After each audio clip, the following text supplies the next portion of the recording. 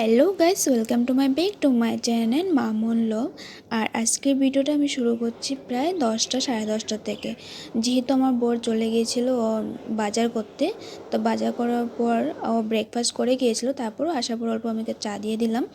তারপর আমি সেটা চলে গেছি যে বাজার কী আনলো। তো বাজার আজকে এইসব আনলো, তা না পর অল্প ছোটো মাছও নিয়ে এসেছে।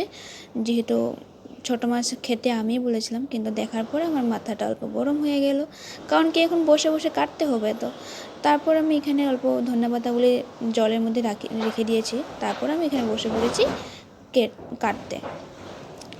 তারপর এখানে ঠিক আমি কাটছিলাম, আর কাটতে যেন অনেকটা কষ্ট হয়েছিল আমার হাতে। আমি কিন্তু কাটাও খেয়েছি, যেহেতু এগুলো ট্যাংরা মাছ, তাই জন্য কাটতে কিন্তু আমার অনেক কষ্ট হচ্ছিল। তাও বলো চলো, আমার যখন খেতে ইচ্ছে করছে তার জন্য কষ্ট করে কাটছি। কিন্তু বন্ধুরা বিশ্বাস করো, এমনি কিন্তু আমি কখনো ভুল করেও বলি না যে আমার জন্য ছোটো মাছ আনবে, কারণ কি ছোটো মাছ খেতে তো আমি একদম ভালোবাসি না। কিন্তু আজকে কেমন ছোটো মাছ খেতে ইচ্ছা করলো। তারপরে অল্প নুন দিয়ে আমি এটা ঝাঁকিয়ে ভালো মতন ধুয়ে নিলাম।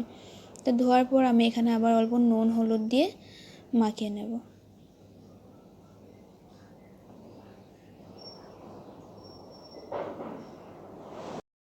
তো আমি এখানে কড়াইটাও বসিয়ে দিয়েছি। তারপর আমি দিয়ে দেবো এখন তেল। তারপরে মাছটা দিয়ে আমি এখানে ভাজি করে নেব। তো এখানে প্রায় মাছটা দিয়ে দিচ্ছিলাম। আর এখানে দেখতে পাচ্ছ কি সুন্দর করে হালকা করে আমি ভাজি করেছি, যেহেতু ঝোল বানাবো তাই জন্য হালকা করে ভাজি করেছি। আর আজকে সবজি দেবো আমি এসব। তো এখানে আমি পটাপট করে কেটে নিচ্ছিলাম।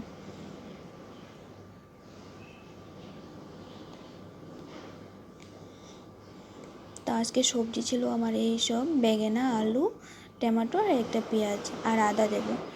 তো যেহেতু আজকে ঝোল বানাবো, আমার বরকে বলেছিলাম যে না অল্প শস্য দিয়ে চচ্চড়ি টাইপের বানায়। তো বললো না অনেকদিন ঝোল খাই না, তো ঝোলেই বানাও। তো আমি বললাম যে আচ্ছা ঠিক আছে, ঝোলেই খাও। তারপর এখানে অল্প কালো জিরে দিয়ে দেবো। দেওয়ার পর আমি এটা অল্প হালকা ভাজি করার পরে দিয়ে দিচ্ছি এখানে পেঁয়াজ।